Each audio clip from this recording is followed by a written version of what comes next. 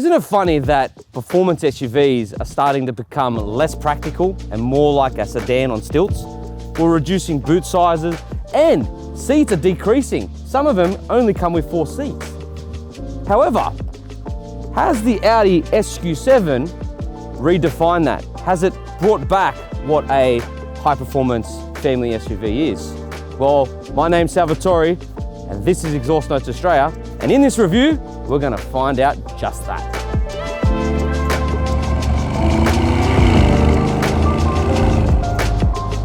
So what has changed on this 2024 SQ7 facelift? Well, the front end has had a redesign. You've got a new grille now. You've got a new redesigned front bumper. You've got matrix LED laser lights, the Audi ones that do a little bit of a dance for you. And the whole car pretty much looks identical to the previous generation with a little bit of cues here and there that have just changed just to give it a bit more of a modern look. And look, honestly, I think it looks really good. One thing, however, which I do find disappointing is why isn't there an SQ7 badge on the front here? I do like, however, these updated Audi rings. That looks really nice. And also the black effect on this car is thanks to an upgraded package, which is the black pack, which gives you gloss black at the front there, gloss black mirrors around the window sills, even the roof rails, and even the rear diffuser, which brings me on to this car's option pack. So, what is this car optioned with? Practically everything. For starters, this car costs just over $174,000 before on-road cost, without any options on it. With the options this has on it, it's priced at $209,000 before on-road costs. And let's have a look at what those options are, guys. So, for starters, it comes with the dynamic package, which comes in at $10,900, which is the active roll stabilization and the Quattro Sports differential, which honestly, you'll see later on, makes a totally different driving experience for this colossal SUV. Then the sensory package, which comes with the Bang & Olufsen sound system, again, totally worth it, and some other stuff, which I'll show you later on, and the 22-inch alloy wheels, and the black package that you see on this example, and the matrix LED headlights, and a couple of other things. Do I think it's totally worth it? Yes, because it makes this SUV look very menacing, but very subtle at the same time, and it just cruises under the radar, rather than go, look at me and how much money is in my bank account. And for that, I really do appreciate the options that have been put on this car. Speaking of which, it does have rear wheel steering, which does improve this car's maneuverability in tight spaces, let's say compared to an M2. Let's check that out. So here's a quick comparison between a sports car and the SQ7 in terms of turning circle. So let's do this. So, heading over to my marker, need to take a 3-point turn, and I'm turning full lock the M2. Right. Now, let's get into the SQ7 and see what rear wheel steering does for a big SUV. So rear wheel steering doesn't just help with high speed stability, it also helps reduce your turning circle significantly, as you can see. So we're approaching our point, and now we're gonna turn in the same direction, full lock, as the M2 did, and we literally have beaten the M2 with a car that is significantly larger. That is insane. Like, that is just astonishing. And later in on the video, you'll see how this helps this car perform better around corners and makes it feel a lot more sportier and make it feel like something like its younger sibling, the RS3. So, the rear end.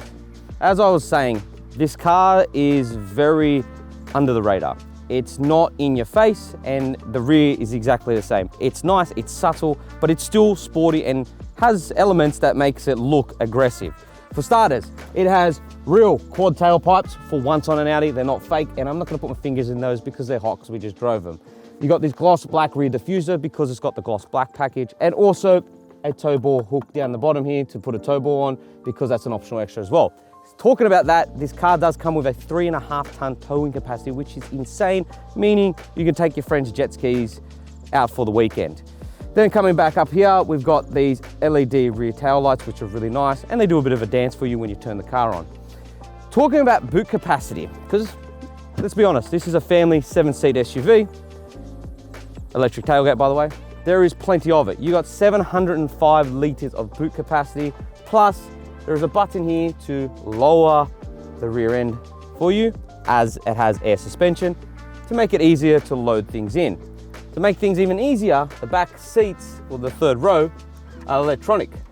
So you press buttons and they just rise out of the floor, which is really nice and makes it very convenient. When they're up, however, your boot capacity does shrink a bit, but it's still not the worst thing in the world. And honestly, I think it's a very, very neat package and it's been done really, really well, especially with everything being electronic.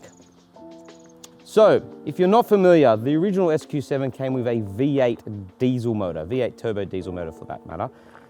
This and this previous facelift version of this comes with a glorious 4-litre twin turbo V8 that has been proven and tested in previous Audi cars to be phenomenal.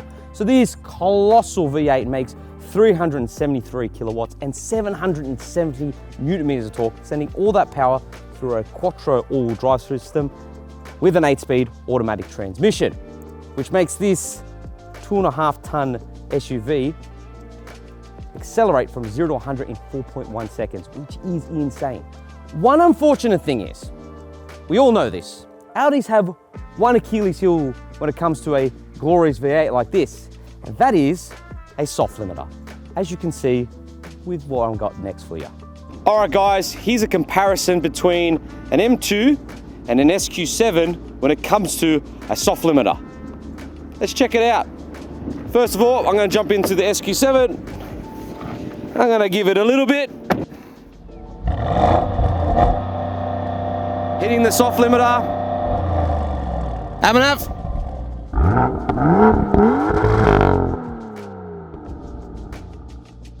That's unfortunately what a soft limiter does. Let us know in the comments what you think sounds better. Okay, so what's the general consensus on this interior? Well, let me be honest, it is a really, really nice place to be. It's finished off in really high-end materials. As you would expect, it is an Audi. So you got this leather dash, the leather that goes on top of the doors, and you got Alcantara in the doors, and then you've got, you know, this gloss black piano effect throughout the cabin, across the dash and everywhere else, and this aluminium effect as well. It looks really sophisticated and modern, and it just really makes the cabin look like a very high-end cocktail bar, which I do really like. What I also like is the fact that you don't have a huge iPad on the dash. You've got this very reasonable infotainment screen that comes with Apple CarPlay and Android Auto, and then you've got Audi's digital driver's display, which honestly is the best on the market. It's the best because when you go to view it and you want to put a map, you get the full map integration on there, and it just makes it looking at where you need to go very easy. You don't have to look here. It just works really well. Audi's done it the best. I'm sorry everyone else, they just have, right? Then you've got the Bang & Olufsen sound system, like I said, where the tweeters rise from the dash when you turn the car on, which is fantastic and just makes this car feel even more exquisite and more expensive than what it is. I really do like that. And then you've got this Alcantara roof lining, which adds to more class and elegance. So I really do like that as well. In terms of some stuff that actually grinds my gears, now you've probably noticed this, is that there's two screens here. The second screen is your climate control functions. Now, realistically, this doesn't work in the real world. Like, theoretically, it looks awesome and you think to yourself, this is mad, but practically speaking, it's the most annoying thing to use, because when you're driving and you're trying to change the climate controls, you have to look down because the haptic feedback buttons sometimes don't work, which frustrates me so much. Physical knobs and buttons, please just bring them back. There is a physical knob for your volume control, which is really good, thank God, and you have a physical gear selector, not a swivel wheel, not buttons. So thank you, Audi. Another thing that's irritating too as well is there is no storage in your center glove box. What is this? Is this room for mice? Like, it's stupid. Like, there is a wireless phone charger, great, and you've got charging capabilities for your phone through here, through two USB-C ports, but there's nothing else here. That's big enough for my keys and that's it, and my phone. So, oh, and also, don't leave your phone on there for too long. It does get very hot. Thing to note as well is the steering wheel is gorgeous. I love this Audi steering wheel, and I like the fact that it actually has physical buttons rather than haptic feedback buttons like on most Volkswagen Group products. So these are great. They work and they do their job correctly. Your seats are massaged, heated and cooled, which is fantastic for long journeys and makes it really enjoyable to sit in these things for a very long time. Plus, I love Audi's seats and these diamond padded seats. They look awesome. Also, with the package that this car comes with, you get this red stitching on the dash and you get red seat belts, which make the car go faster. No, not really, but let me know in the comments, do you guys like the red seat belts or do you think it's a bit wanky? I like it. I think it adds to the sporty vibe that this sports SUV is trying to embody. Let's go check out the rear. Okay, so this is where it's gonna make or break this SQ7. That's in the rear here and in the third row, because after all, like I said at the start, these high performance SUVs are becoming less practical and more about high performance and handling and speed. This is where the Audi wins. You've got plenty of knee room. That driver's seat's in my driving position. I've got plenty of room to stretch out and put my feet underneath this seat in front of me. I've got plenty of headroom. Plus both outboard seats are heated, which is insane. You've also got dual climate controls down here with this panel here, haptic feedback buttons, charging capabilities down the bottom here. You've also got vents integrated into the pillars and down here, which makes cooling the back really easy and convenient. You've also got massive door bins for the kids, integrated blinds for the bubba. And those door bins, however, are at the front as well, and they're big enough to store anything you chuck in them, which is insane. You've also got 2 cup holders right here in your center armrest. Then you've got ISOFIX anchor points down here, top tether points up here on both outboard seats. However, I don't think this is the best solution to covering your ISOFIX points. I can see kids grabbing this and using it to hit each other when mum and dad are in the front. Audi, it would have been better just to have something else. I think this is a recipe for disaster for families, so don't know why you've done that. Nonetheless, the back is incredibly spacious, really comfortable, and I can see this being a very, very good family SUV for long journeys due to all the comfort features in the back here. Other than that, let's jump into that third row and see if I can fit, because most of the time adults can't fit in the back there. All right, moment of truth, do I fit into the rear? First of all, this second row does move forward and back and does recline, and in this scenario, I have moved it forward because I'm gonna show you, I won't fit. And I don't like this, how you close and get into the back. It's the mechanism, it should just be on one handle. Anyways, not gonna digress. And I'm in. Yeah, okay, so for adults, no. For kids, yes. If I'm a kid, back here is pretty cool. It's really nice. You've got plenty of headroom as a child and there's plenty of room to move about. But as an adult, you're very cramped back here, and I would not suggest long journeys as an adult. So what's it like to drive the SQ7? Well, for starters, that rear wheel steering makes it easy to drive this day to day, because maneuvering it in tight spaces makes it a breeze, and on the open road at high speeds, it helps with high speed stability, which is incredible. And then there's this moonroof. It allows for immense amount of light to come through the cabin, making it really nice and lightens up everything and making it not so dark, because you got to remember everything in here is black. So if that wasn't there, you wouldn't see much in here and it'd be a very, very dark and gloomy place. So that does lighten up the cabin, which is really nice. Also, another neat feature is that this SQ7 comes with perfume built into the air conditioning. And I'm not kidding. By a simple press here and here, I can go into perfume and I can suggest to the car whether I want winter or summer perfume. And at the intensity it comes through the aircon, subtle, low, medium or high. That I do not expect on a car like this. Expect that on something 500 plus, like a Bentley or a Rolls.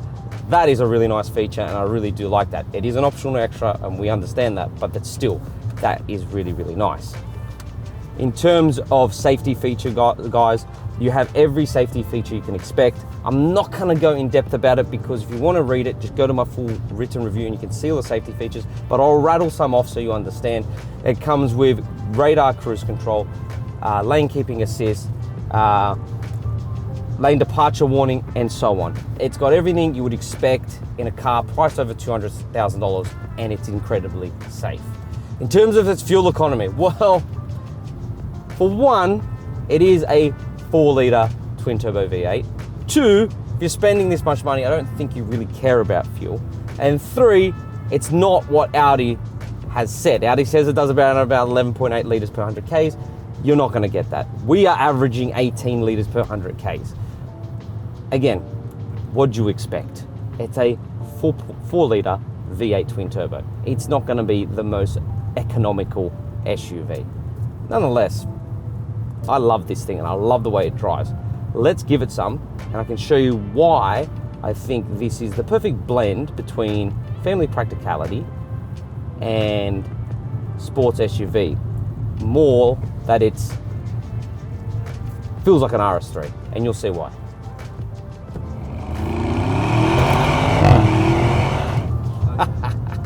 I just sent Abhinav's phone backwards because of that. Sorry, bro. Guys, the way this thing moves, for how large it is, for how much it weighs, it defies the laws of physics. And I'm not kidding. It's just, it feels as nimble as an RS3. I cannot fault this car's handling and the way it puts a smile on your face. It's something that, no, a lot of cars can't do all the time, but especially an SUV, but this SUV does it and does it well. And I think it's got a lot to do with that rear wheel steering at high speeds. It adds stability, it makes you corner better, it makes it more sharper, more nimble. Plus it's got the sports rear differential and the active anti-roll bars, which help the car in corners not feel like you're gonna fall out of it. It's just insane. Like I really cannot fault this SUV in terms of being the best of both worlds. It's family friendly, it's extremely fun to drive. I'm falling in love with it. Like, if you would ask me back in the day, what's your favorite Audi? I'd say an RS6, that was my favorite, right? Now, it's the SQ7 and the RS6. And that is that's massive coming from me, from someone that really doesn't like Audis back in the day, and well, today even, I don't really consider them the most desirable out of the three, out of BMW, Mercedes, and Audi. I'm a Beamer fan, but I would take this over an X7 any day of the week.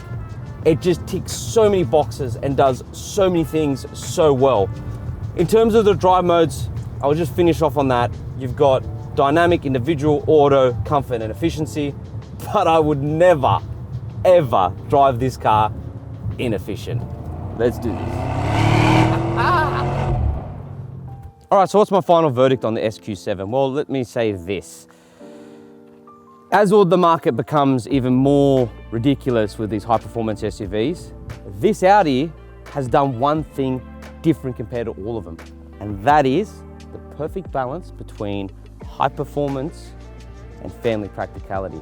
I really cannot fault this SQ7. If you're looking for something that's enjoyable to drive on the weekends, but also can take the kids to school and go on long trips and even tow a big boat, the SQ7 is the wise SUV to buy today.